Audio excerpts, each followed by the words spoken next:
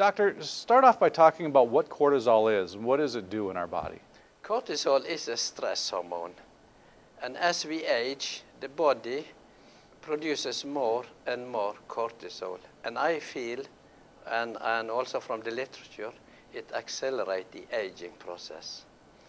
And not only the aging process, but even as you get closer to death, the person, it also increases a lot. So a combination of age and cortisol level would say a lot about your health condition. So in a healthy body, cortisol rises and lowers throughout the day, is that correct? That's true. Okay. In previous study, we used to take the early morning test, which would be a baseline. Mm-hmm. And what is it used for in our body? What is its purpose? The purpose is, of course, if you need to run away or it helps you to move faster a little way. Mm-hmm. But I'm thinking about the general level, the regular level in a rested condition. Mm-hmm. If that is very high, it's not very bad. And I see people with high cortisol level, they often are very confused. It affects the memory. Talk about what our levels do as we age. Does that change? Our baseline level change as we age? Yeah, generally. I have also seen people at high ages with rather low levels, but actually I relate it very much to the health condition of the individual.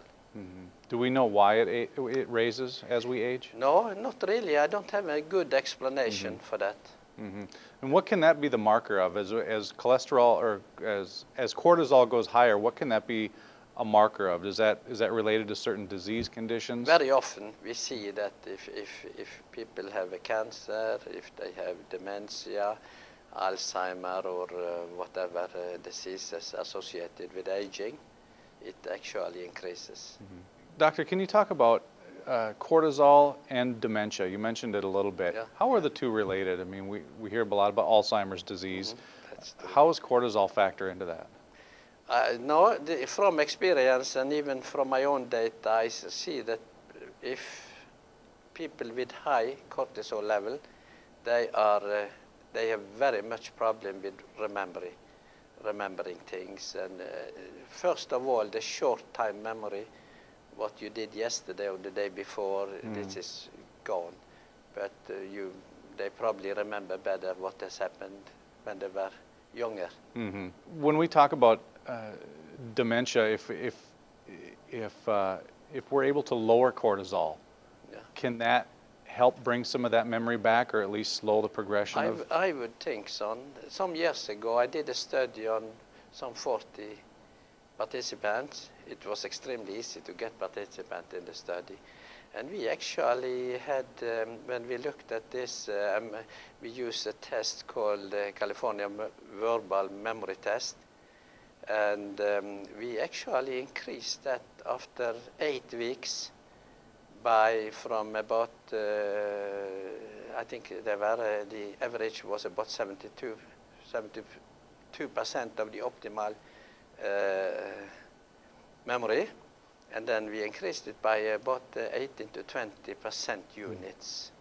We talked about cortisol and how it increases with age. Are there tests we can take to see where our cortisol levels are and kind of keep track of that as we age? Any body fluid can be used, actually. Okay. Saliva is very easy, and everyone can easily do that, with a sponge, and you produce saliva and have it analyzed. Mm-hmm. So if it's increasing, if cortisol is increasing as we age, what are the benefits in lowering that?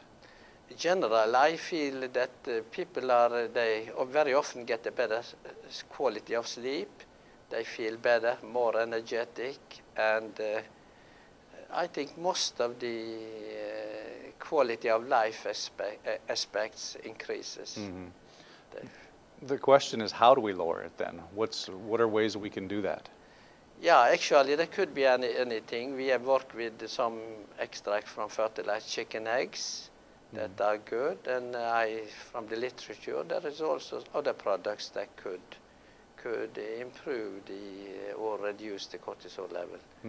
You've mentioned that cortisol level, if we lower that at somebody who's close to death, it can really change the mood and the feeling of that person. Can you explain that a little bit? Absolutely. Yeah, can you explain that, and what have you seen? Yeah, I've seen people very close to the death, and they feel much more optimistic and don't give up as easily.